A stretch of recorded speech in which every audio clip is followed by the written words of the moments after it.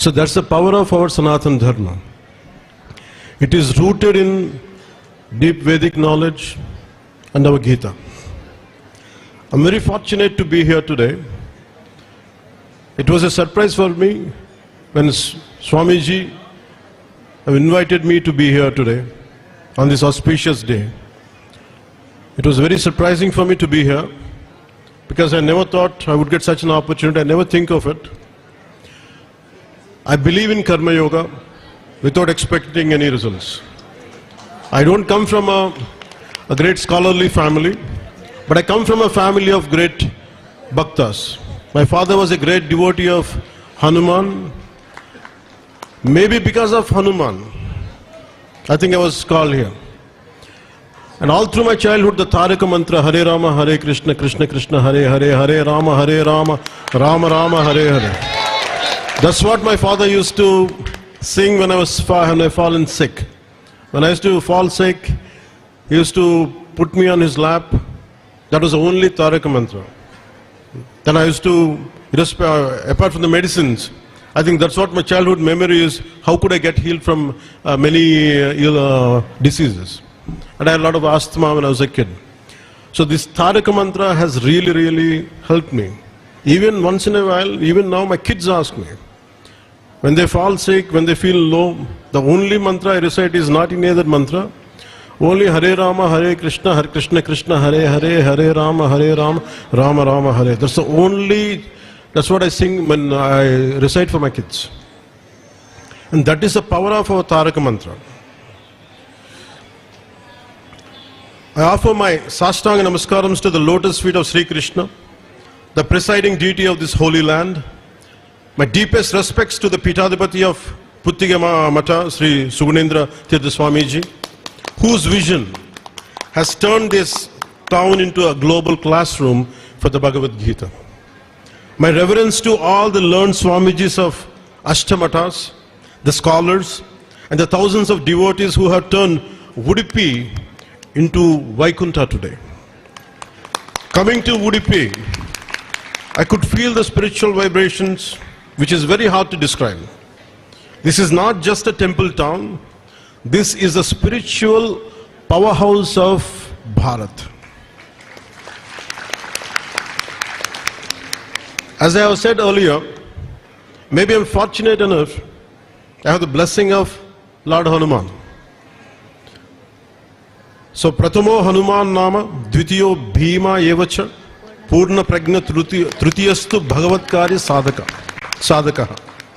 The glory of Udupi became even greater because of Jagadguru Sri Madhvacharya, who is worshipped as a third incarnation of Vayu, appearing as Hanuman in Treta Yuga, Bhima in Dwapara Yuga, and Madhvacharya in Kali Yuga.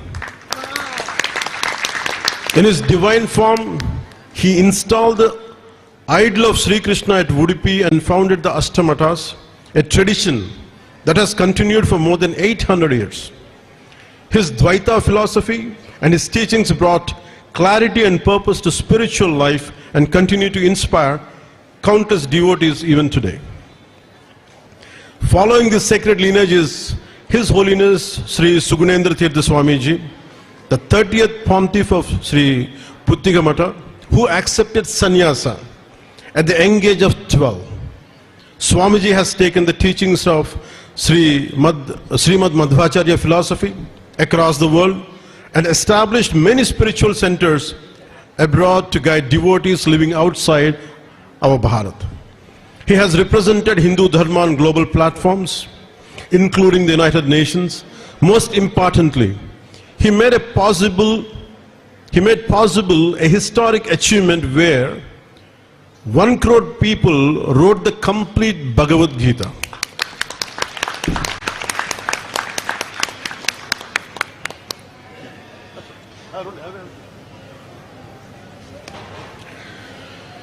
Where 1 crore people wrote the complete Bhagavad Gita, which is of 720 slokas. 700 slokas. This Koti Gita Lekhana Yajna stands as a shining example of his vision, dedication, and deep love for Dharma. On this auspicious occasion, I extend my heartfelt congratulations and respectful salutations to all the 1 crore devotees who had written the sacred Bhagavad Gita with deep faith and devotion. Today in this yajna, I will be also joining even to finish my part. As I walked into Mata today, I was reminded of the great devotee Kanakadasa. History tells us that when the doors were closed, his devotion was so strong that Lord Krishna turned around and the wall cracked open to give him darshan. That Kanakana Kindi is not just a window, it is a proof that bhakti is greater than caste, greater than the status, and greater than the power. That is the beauty of our Sanatana Dharma. It does not exclude, it embraces. Friend, to all the devotees and all the gurus, I stand here today as an ardent devotee of our culture. We are concluding the Lakshakanta Gita Parayana. Over 1 lakh voices have chanted the song of the Lord. Honorable Prime Minister Shri Narendra Modi ji was here a few days ago, and he rightly said, the Gita is a manual for national security. And I would like to add to that, the Gita is the ultimate manifesto for humanity, as Guruji said.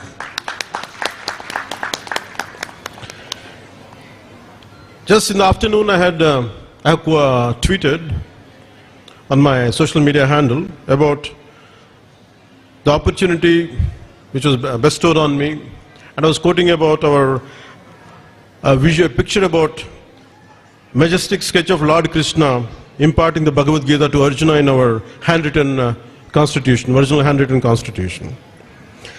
See, in the original handwritten constitution of India, the very document that defines our republic, the directive principles of state policy, is decorated with a majestic sketch of Lord Sri Krishna imparting the Bhagavad Gita to Arjuna. Our constitution makers intentionally placed this illustration there because the directive principles describe the moral vision of the nation: justice, welfare, responsibility, equality, and righteous governance. And what better symbolizes these ideals than Sri Krishna guiding Arjuna on the path of Dharma? Some think Dharma and constitution are two different worlds, but they're not. Dharma is the moral compass, constitution is the legal compass. These two are complementary and both aim towards the same direction, a just, peaceful and compassionate society. This convergence was possible because Sanatana Dharma was never a blind superstition. It was a science, and it is a science encoded in the form of a spiritual wisdom. And this is evident in how the world studies, codes, applies its principles across the cultures today. From Einstein and Thoreau to Oppenheimer and modern psychologists, the Gita has shaped world thought for centuries. Because the Gita speaks to the human soul, not to a particular region. It answers 3 universal questions. Who am I? What is my duty? How do I act rightly amidst confusion? No text answers these with such simplicity and depth. And when we reflect on everything that is contemplated over this entire month in this month, the Gita is not something we read and leave behind. It is something that walks with us in every decision, every confusion, and every inner battle. And who said it? This is nothing but Lord Krishna. If you look at Lord Krishna's personality, he toyed with danger, he toyed with death even before he was born.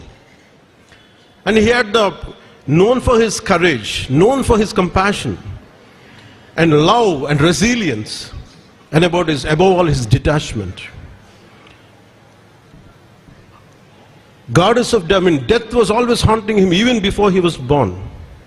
After all the war, he went and embraced death by himself. He was never a king, but he helped kingdoms to exist. He helped kings to exist. He never looked at a position. He never sought for a position. Always he tried to balance Always he wants to restore dharma. So the Gita is coming from such a man, such a Lord, we all bow down to, and such a divine being. And he's a great consensus builder. Irrespective of all the opposites, people of different, who would be fighting with each other, he could bring consensus. I take a lot of strength from Lord Krishna.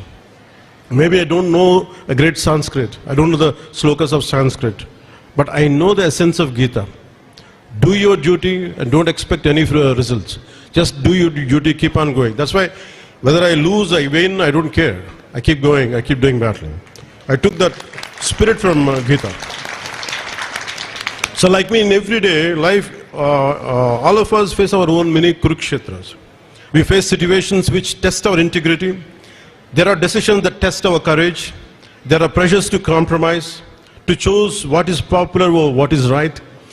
In those moments of solitude, the Gita guides us. It reminds us that we are not the doer, we are not the kartas, we are merely an instrument, nimitta matrulam.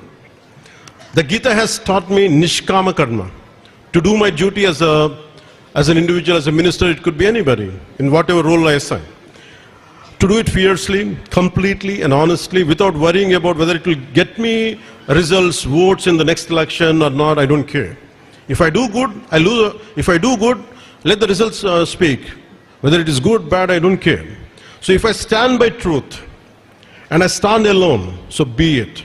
Because the Gita teaches that victory is where dharma is, yato dharmastha jayaha. Today we see a world where Sanatana Dharma is often targeted.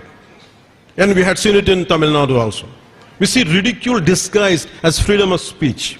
But let me tell you, from this holy platform of Madhvacharya, silence is no longer an option.